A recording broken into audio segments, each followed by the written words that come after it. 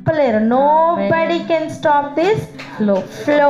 హల్లెలూయా, hallelujah. Lord, అందరికి praise lord అండి. Praise lord. దేవుని సన్నిధిలో ఒక్క దినం గడుపుట 1000 దినముల కంటే శ్రేష్టం. హల్లెలూయా, హల్లెలూయా, హల్లెలూయా. రండి వెళ్దాం తెస్సలోనికీయులకు రాసిన 2వ పత్రిక మొదటి అధ్యాయం 5వ వచనం చదువుకుందాం. తెస్సలోనికీయులకు రాసిన పత్రిక 2వ పత్రిక 2వ అధ్యాయము మొదటి అధ్యాయం 5వ వచనం. మొదటి అధ్యాయము 5వ వచనం. దేని కొరకు మీరు శ్రమపడుతున్నారో ఆ దేవుని రాజ్యమునకు మీరు యోగ్యులను ఎంచబడిన నిమిత్తము మీరు ఇట్లు ఓర్చుకునుట దేవుని న్యాయమైన తీర్పునకు స్పష్టమైన సూచనయై ఉన్నది. ఆమేన్. చాలండి. ఆమేన్. ప్రతి ఒక్కరం కూడా మ్యూట్లు తీసి ఈ వచనం అందరం కలిసి చదువుకుందాం. చదువుదాం. దేని కొరకు మీరు శ్రమపడుచున్నారో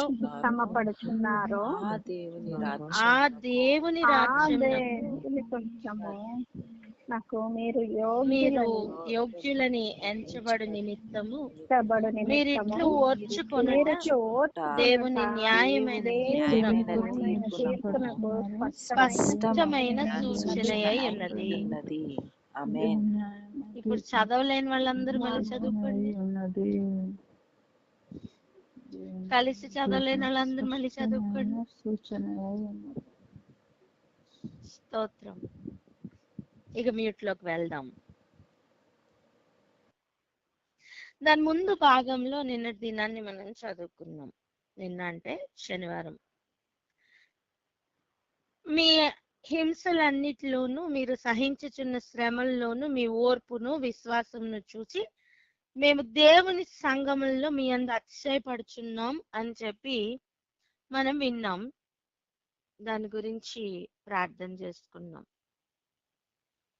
ఆయన సంఘములలో ఎలా అయితే అతిశయపడుతున్నారు దేని గురించి అని మనం చూసుకున్నాం. ఓర్పు విషయమై, విశ్వాసమును విషయమై, తెస్సలోనికయ సంఘం వారు కలిగి ఉన్న ఆ స్థాయిని బట్టి పౌలు ఇంకా తనతో ఉన్నవారు మిగిలిన సంఘములలో వారి గురించి చెప్పుతూ అతిశయపడుతూ వారిని బట్టి, వారి యొక్క విశ్వాసమును బట్టి, వారి యొక్క ఓర్పును బట్టి అతిశయపడుతూ ఉన్న విషయాన్ని మనం చూసుకున్నాం. ఈరోజు మనం ఏం చూడబోతున్నాం అంటే, దేని కొరకు మీరు శ్రమ పడుతున్నారు అనే విషయాన్ని మనం గ్రహించబోతున్నాం. ఈ శ్రమలన్నీ కూడా ఎందుకొరకు అంటే దేవుని రాజ్యము కొరకు. పలకండి అన్నమాట. శ్రమలన్నీ కూడా దేవుని రాజ్యం కొరకు. ఎందుకు అంటే దేవుని రాజ్యం కొరకు. అంటే స్వకీయ దురాశల వలన వచ్చు శ్రమలు కాదండి. శరీరంలో ఉండే మకిలి మలినం వలన వచ్చిన జబ్బులు కాదండి శ్రమలు. క్రీస్తు రాజ్యము కొరకు ఏదైనా శ్రమ పడుతుంటే, హింస పొందుతుంటే ఆ శ్రమను గురించి చెప్పుతున్న మాట ఇది.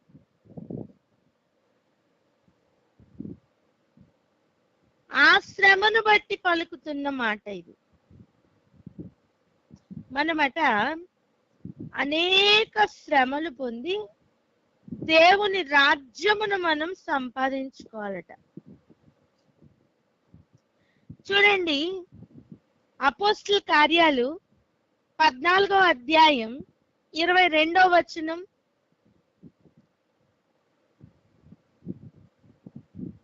అపోస్తల కార్యాలు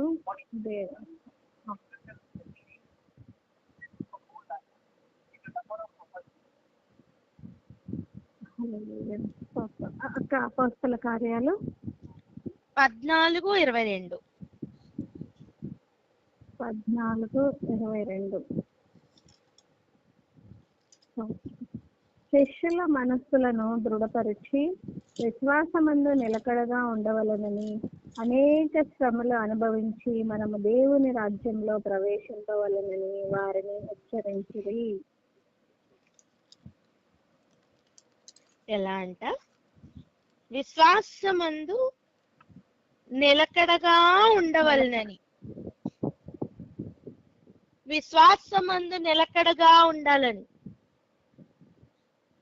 రెండవ మాట, అనేక శ్రమలను అనుభవించి మనం దేవుని రాజ్యంలో ప్రవేశించాలని వారికి సూచించిరి కాదు, వారికి బోధించిరి కాదు, వారిని హెచ్చరించిరి.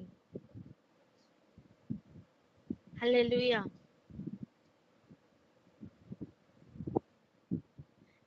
ఎవరైనా దేవుని రాజ్యంలో ప్రవేశించండి లేదా దేవుణ్ణి నమ్ముకోండి, మీ శ్రమలన్నీ తొలగిపోతాయి అంటే ఈ వాక్యం అబద్ధమని అర్థం.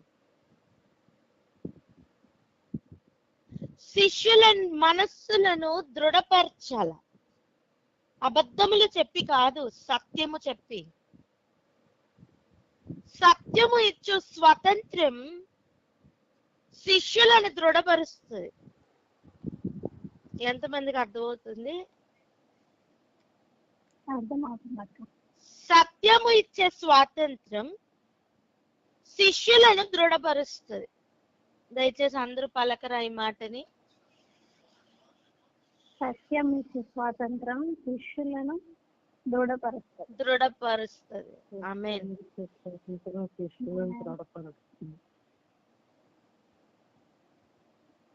మరి అబద్ధం ఇచ్చే దాస్యత్వం శిష్యులను వీక్ చేస్తుంది, అల్ప విశ్వాసంలోకి పడేస్తుంది. అర్థమవుతుందా? దేవుని రాజ్యం సంపాదించాలంటే మనం అనేక శ్రమలు అనుభవించాలట. దేని కొరకు? దేవుని రాజ్యం కొరకు. ఈరోజు ఒక ప్రశ్న అడగనా? దేవుని రాజ్యం కొరకు ఒక నింద పడలేకపోతున్నవే? దేవుని రాజ్యం కొరకు ఒక దెబ్బకు భయపడుతున్నవే? దేవుని రాజ్యం కొరకు అనేక శ్రమలు ఎప్పుడు అనుభవిస్తావు నానా? ఆయన పేరు ఒప్పుకోవాలంటే భయం, ఆయన నామం కొరకు నిలబడాలంటే భయం, ఆయన పేరు చెప్పితే ఎక్కడ నీకు విలువ ఉండదు అని ఆయన పేరును మరుగు పెడుతున్నావే. నువ్వు శిష్యుడివేనా నానా?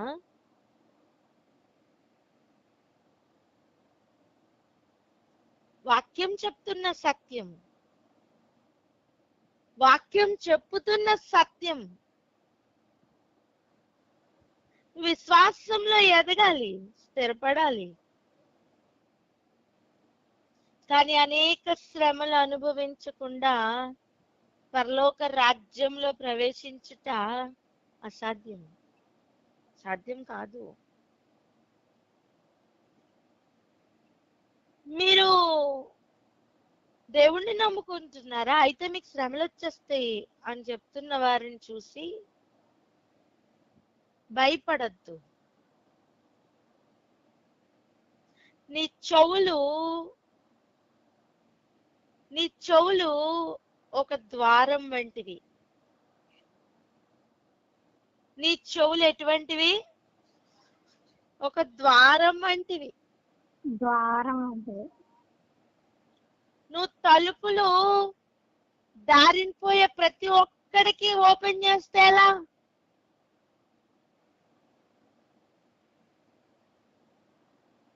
దారిని పోయే ప్రతి ఒక్కరికి తలుపులు ఓపెన్ చేసి లోపలికి రమ్మని సింహాసనం వేసి కూర్చోబెట్టి డిస్కషన్ పెడితేనే టైం వేస్ట్ అవుతుందా?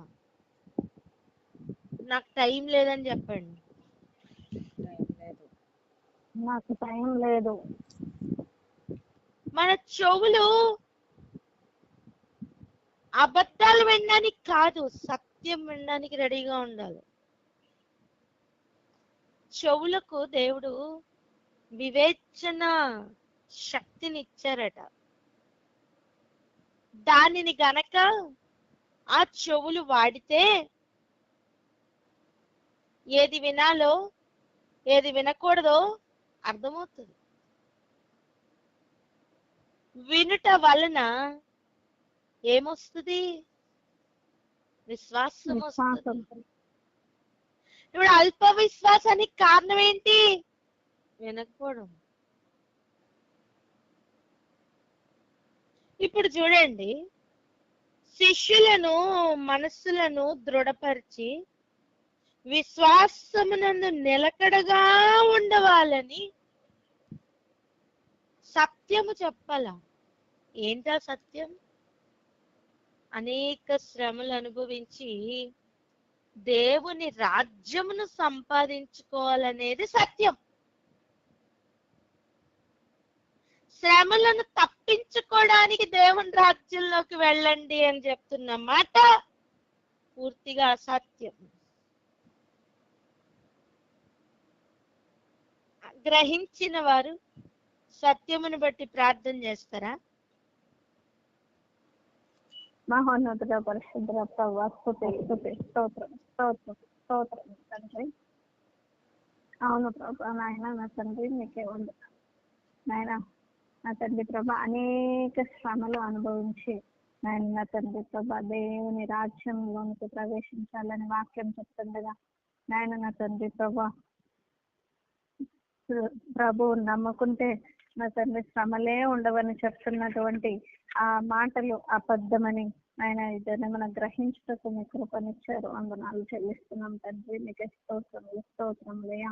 ఆయన శిష్యుల యొక్క మనస్సులను ఆయన దృఢపరచమని, ఆయన విశ్వాసమందు నిలకడగా ఉండాలని, ఆయన ఆ రీతిగా సత్యమునే వారికి బోధించాలని, ఆ సత్యము అనేక శ్రమలు అనుభవించి మనము దేవుని రాజ్యంలో ప్రవేశించాలని అది ఒక హెచ్చరికగా అయి ఉన్నదని మీరు సెలవిచ్చిన తండ్రి, మీకు వందనాలు చెల్లించుకోవచ్చున్నాం ప్రభా. మేమందరము కూడా విశ్వాసం అందు నిలకడగా ఉండే వారముగా, ఆ మనసులను దృఢపరుచుకునే వారముగా, సత్యము ఇచ్చే స్వాతంత్రము చేత నా తండ్రి ప్రభా మేము నాయన దృఢపరచబడి నా తండ్రి ప్రతి దాస్యత్వము నుంచి, ప్రతి అల్ప విశ్వాసము నుంచి నాయన నా తండ్రి నాయన విడిపింపబడి నా తండ్రి ప్రభా నాయన అనేక శ్రమలు అనుభవిస్తూ సంతోషముతో ఆనందముతో వాక్యము చెప్తున్నటువంటి సత్యమును గ్రహించుకొని ప్రభా మా చెవులను నా తండ్రి ప్రభా నా తండ్రి ప్రభా వివేచించే శక్తి మా చెవులకు ఉన్నదని, మా చెవులకున్న ద్వారములను నా తండ్రి మీరు చెప్పేటువంటి సత్యమునకు మాత్రమే చెవియొగ్గేటువంటి వారుగా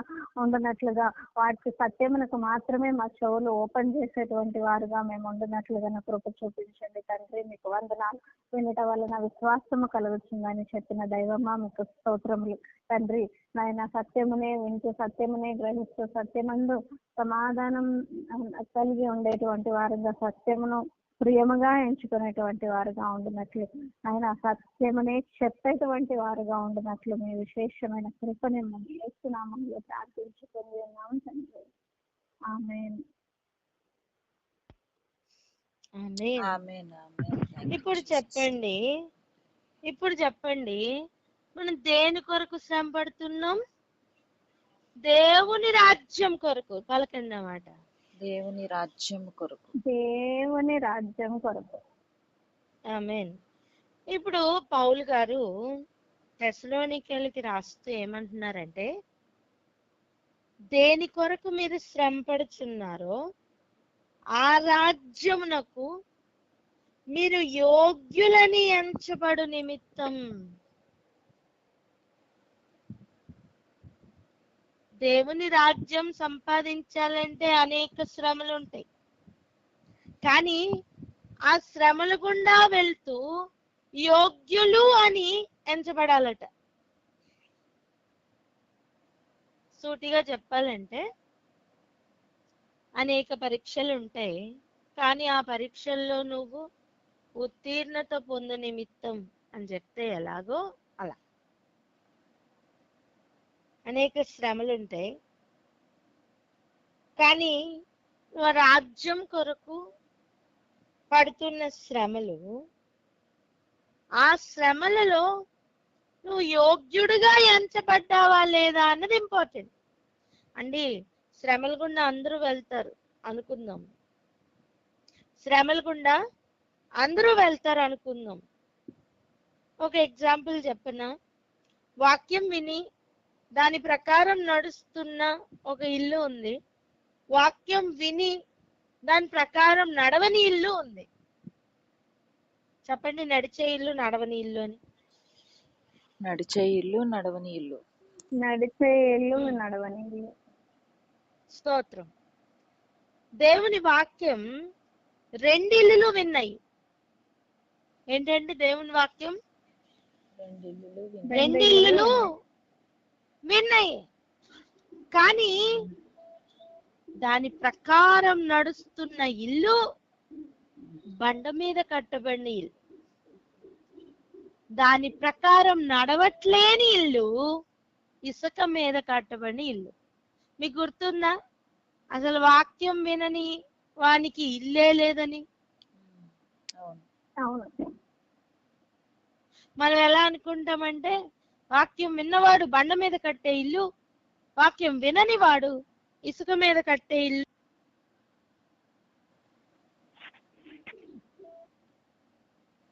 అని. కాదు, అది కాదు వాక్యం చెప్తున్న సత్యం. రెండిల్లులు వాక్యం వింటాయి, కానీ ఒకటి వాక్య ప్రకారం నడుస్తుంది, ఇంకోటి నడవదు. నడిచే ఇల్లు బండ మీద కట్టే ఇల్లు, నడవని ఇల్లు ఇసుక మీద కడుతున్న ఇల్లు. ఇప్పుడు ఈ రెండింటికి కూడా శ్రమలు వస్తాయి. ఈ రెండు ఇళ్ళకి సమానంగానే శ్రమలు వస్తాయి. ఒక మాట అడగనా? ఫెయిల్ అయ్యేవాడికి పాస్ అయ్యేవాడికి ఒకే క్వశ్చన్ పేపర్ కదా. అవును. అలా ఒకే క్వశ్చన్ పేపరు నీకు 100% రావచ్చు, అదే క్వశ్చన్ పేపరు 23 మార్కులు రావచ్చు, అదే క్వశ్చన్ పేపర్ 60 రావచ్చు, ఎంతైనా రావచ్చు. సేమ్ టు సేమ్ శ్రమలు రెండు ఇళ్ళకి వస్తాయి, వాక్యం విన్నాయి గనుక. అయితే వాక్య ప్రకారం నడవకుండా ఉన్న ఇసుక మీద కట్టబడిన ఇల్లు కూలిపోతుంది. నిలిచి ఉన్న ఇల్లు యోగ్యులని ఎంచబడుతుంది. హల్లెలూయా. ఏంటండి? యోగ్యులని ఎంచబడుతుంది. ఇప్పుడు చెప్పండి, శ్రమలు ఎందుకు వస్తాయి? నువ్వు యోగ్యుడవు అని సర్టిఫికెట్ ఇవ్వడానికి. చెప్పండి, శ్రమలు ఎందుకంటే నేను యోగ్యుడను అని నాకు సర్టిఫికెట్ ఇవ్వడానికి అని చెప్పండి. నేను యోగ్యుడనని సర్టిఫికెట్ ఇవ్వడానికి వస్తాను. హల్లెలూయా. ఈ రోజు నుంచి శ్రమను నువ్వు చూసే కోణం మారబోతుంది. ఆమేన్. ఒక్కొక్క శ్రమను నువ్వు రఫ్ ఆడిస్తావు. ఎట్లా తెలుసా? అంటే నువ్వు గెలుస్తావునా, నువ్వు జయిస్తావు. నిన్ను ఆ శ్రమ నెక్స్ట్ లెవెల్ కి తీసుకుని వెళ్తుంది. నిన్ను ఆ శ్రమ నెక్స్ట్ జోన్ కి తీసుకుని వెళ్తుంది. దేనికి తెలుసా? నువ్వు జయించావు అని చెప్పడానికి.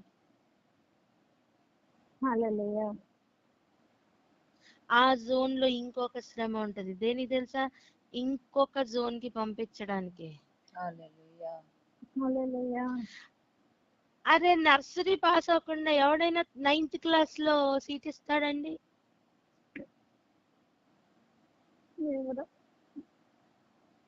నువ్వు మహిమ నుండి అధిక మహిమకి వెళ్ళాలంటే శ్రమ నుండి అధికమైన శ్రమ పొందుతూ ముందుకు వెళ్తూ ఉంటావు. క్వశ్చన్ పేపర్ అందరికి సేమ్, క్వశ్చన్ పేపర్ అందరికి same, but the matter behinds it ఏంటి? నువ్వు ఎలా పాస్ అవుతున్నావు, ఎలా జయిస్తున్నావు, ఓడిపోతున్నావా, జయిస్తున్నావా, అని నిర్ధారించడానికి ఆ క్వశ్చన్ పేపర్. నేను కాలేజ్కి వెళ్తానండి, నేను క్వశ్చన్స్ రాయనండి, టెస్టులు రాయనండి, అయితే మీరు బయటికి పోండి.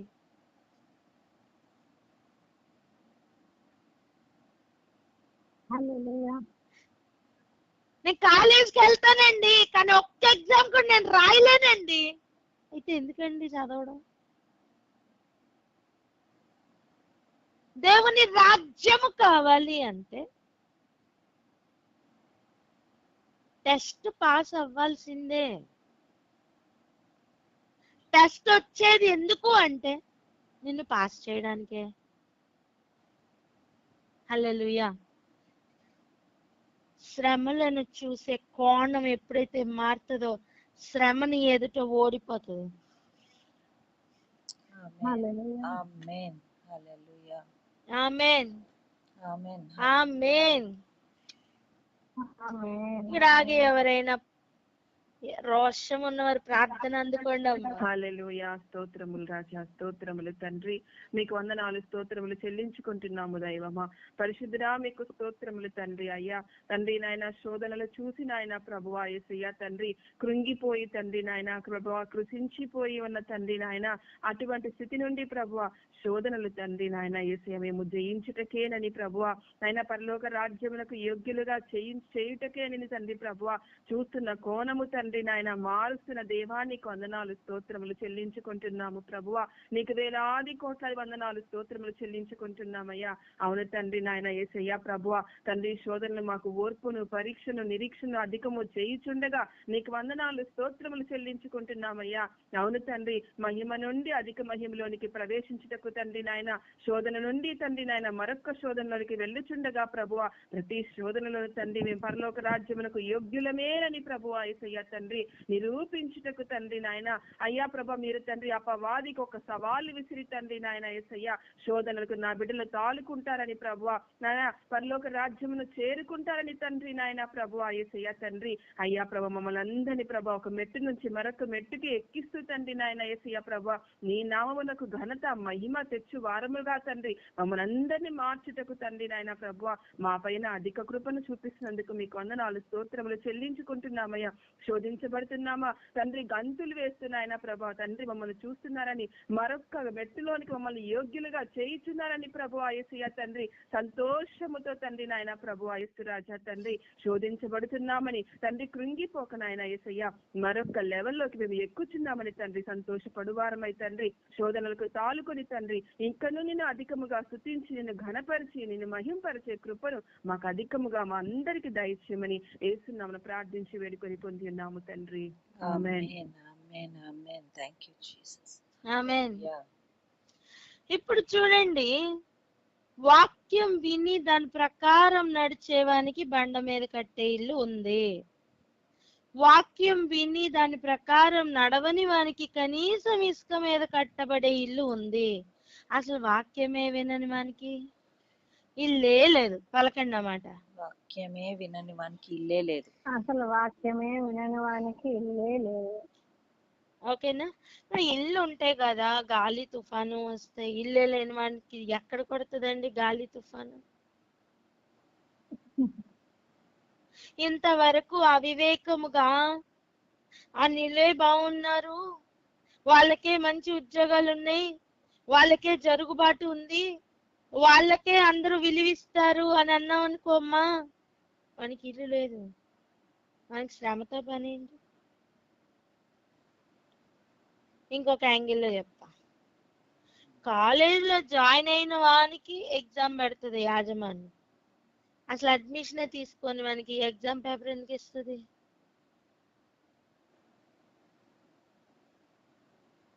అర్థమవుతుందా? అర్థమైంది. అడ్మిషన్ నెంబర్ ఉన్న వానికి వాడు పాస్ అవుతాడా ఫెయిల్ అవుతాడా రెండో విషయం. ఎగ్జామినేషన్ సెంటర్ లోకి ఎంటర్ అవ్వాలంటే కూడా ఆ కాలేజీలో అడ్మిషన్ ఉండాలి కదా. అలా వాక్యం వినిన వానికేనండి టెస్ట్. వాక్యమే వినని వానికి టెస్ట్ ఎందుకు ఉంటుందండి? ఆడు పాస్ అవ్వాలా ఫెయిల్ అవ్వాలా అని ఆలోచన కూడా లేదు. అందుకే కదా వాక్యమే వినడు. ఆడికి ఇల్లే లేదు. వర్షం పడితే ఏంటి, పడకపోతే ఏంటి? ఆడికి ఇల్లే లేదు. తుఫాన్ వస్తే ఏంటి, రాకపోతే ఏంటి?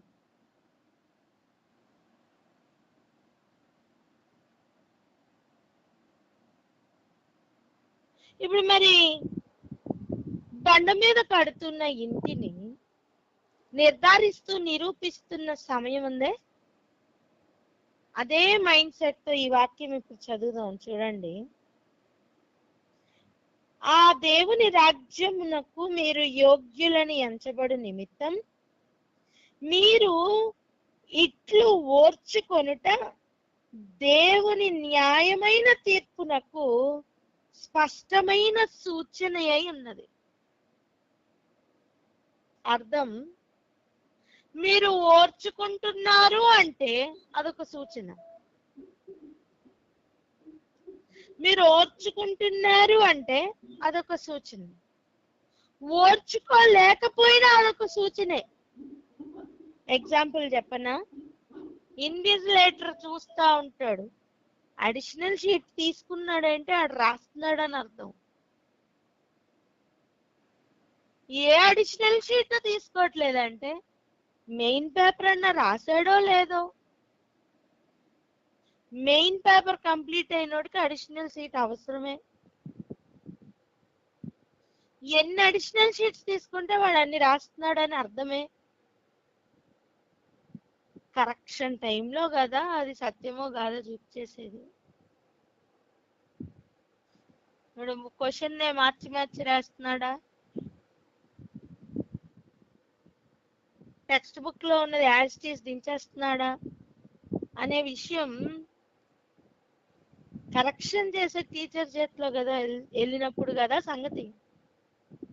కానీ కనీసం ఎగ్జామ్ రాస్తున్నప్పుడు ఒక సూచన ఏంటి, అడిషనల్ షీట్స్ ఎక్కువ తీసుకున్నాడంటే ఇది ఎక్కువ రాస్తున్నాడు అని. అదే విధంగా మీరు ఓర్చుకొనుట అనేది దేవుని న్యాయమైన తీర్పునకు సూచన అయి ఉన్నది. ఎటువంటి సూచన? స్పష్టమైన సూచన. హల్లెలూయా. ఇంకొక యాంగిల్లో చెప్తాం. మీరు ఓర్చుకోవట్లేదు, అసలు ఓర్పు లేదు, విశ్వాసం అసలే లేదు అనుకోండి. అప్పుడు ఆయన న్యాయమైన తీర్పే ఉంటుంది, కానీ అది కూడా ఒక సూచన అయి ఉంది. దేనికి సూచన? ఓర్చుకోవట్లేదు అని చూపిస్తూ తీర్పులోనికి వెళ్ళబోతున్న సూచన. ఇవి రెండు విషయాలు. ఒకటి, ఓర్చుకునే వారిని బట్టి న్యాయమైన తీర్పు బయలుదేరుతుంది, ఓర్చుకోని వారికి తీర్పు బయలుదేరుతుంది. ఓర్చుకుంటున్న వారి బట్టి బయలుదేరిన తీర్పు ఉగ్రత అయి మారి శ్రమ పెడుతున్న వారి మీదకి వెళ్తుంది. అర్థం చేసుకోండి. ఓర్చుకున్న వాని మీదకి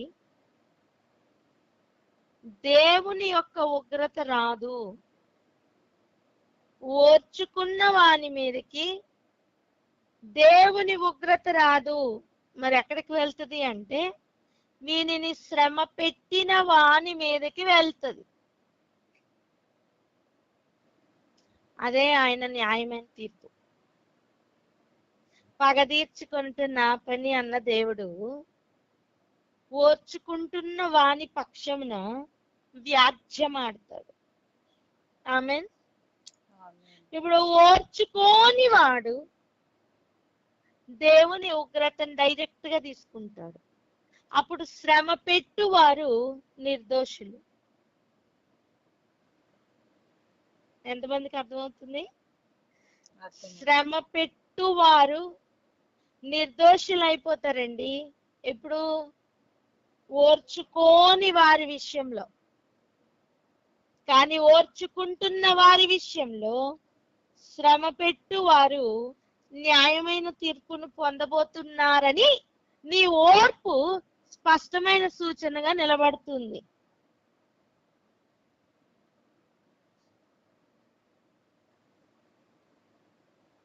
గ్రహించువారు గ్రహించుదురుగాక. ఆమేన్. ఆమేన్. వివేకం కొరకు కనిపెట్టుకుని వారికి వివేకం అనుగ్రహింపబడును గాక. ఆమేన్. ఆమేన్. ఆమేన్. ఆమేన్. దయచేసి అర్థం చేసుకోండి. ఆయన న్యాయమైన తీర్పుకు స్పష్టమైన సూచన మన ఓర్పు. మనం ఖచ్చితంగా మార్కులు కొట్టి పాస్ అవుతాం అనడానికి స్పష్టమైన సూచన మన అడిషనల్ షీట్స్ తీసుకోవడం.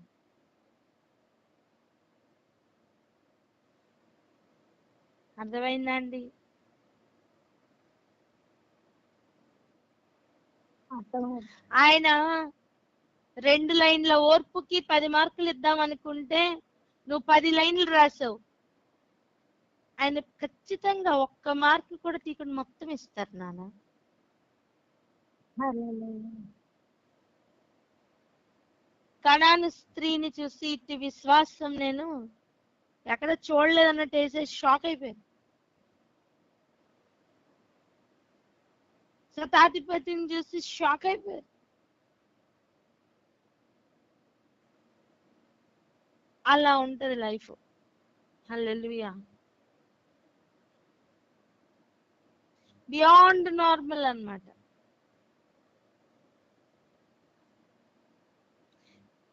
దేవుడు పౌలు గారికి ఇచ్చిన గ్రహింపు చాలా శ్రేష్టమైన గ్రహింపు. హల్లెలూయా.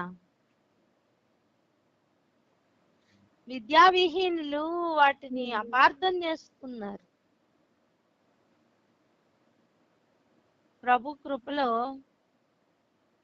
ప్రభు కృపలో వెర్రివారిని జ్ఞానహీనులను దేవుడు ఎన్నుకొని ఆయన మర్మములను బోధిస్తున్నారు. ఆమేన్. ఆమేన్. ఆమేన్.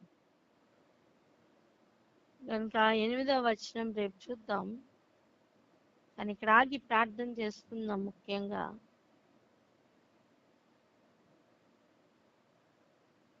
దేవుని యొక్క న్యాయమైన తీర్పు అంటే ఏంటి అని మనకు అర్థం అవ్వాలి.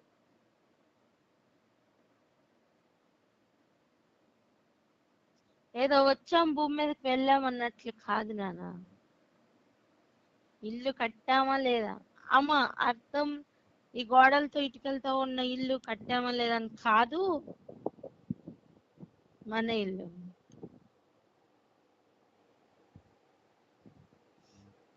దేవుడు ప్రతి ఒక్కరికి కూడా అలా కట్టుకుని శ్రమలను అనుభవించినా పర్లేదు, క్రీస్తుతో ఆ నిత్య జీవంలో ఉండే కృప మనందరికీ అనుగ్రహించబడును గాక. ఆమేన్.